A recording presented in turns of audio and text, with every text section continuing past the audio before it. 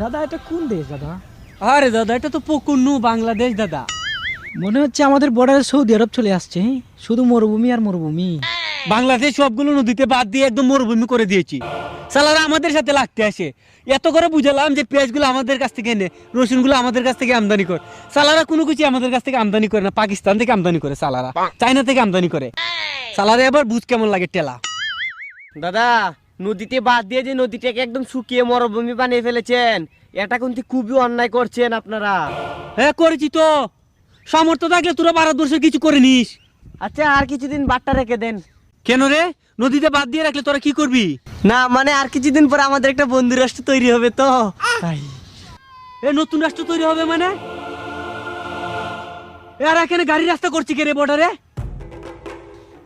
না দাদা এই দিকটা রাস্তাটা আমরাই করেছিলাম।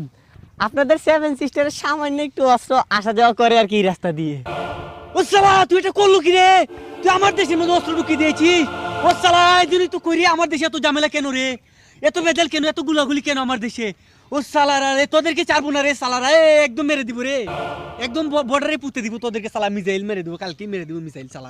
এ দাদা মুখ সামলে কথা বলেন। এই রাস্তা কে করেছে জানেন? আমাদের বাবর আঙ্কেলে করেছে। এ সালা এ বাবরটাকে রে? বাবরকে চিনেন না? বাবর হচ্ছে আপনাদের আব্বা। এ আমরা কাউকে ভয় পাই না, আমাদের কাছে মিসাইল আছে, কালকেই ছেড়ে দিব। আচ্ছা ঠিক আছে, আমরাও পাকিস্তান থেকে পারমাণবিক বোমা এনে আপনাদের পিছন দিয়ে ছেড়ে দিব।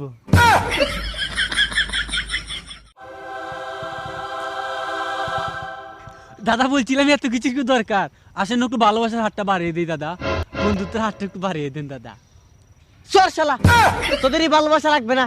তোদের ভালোবাসা হচ্ছে এই নদীগুলো শুকিয়ে ফেলা, নতুন রাষ্ট্র তৈরি করে তাদের সাথে ভালোবাসা করবো। শালা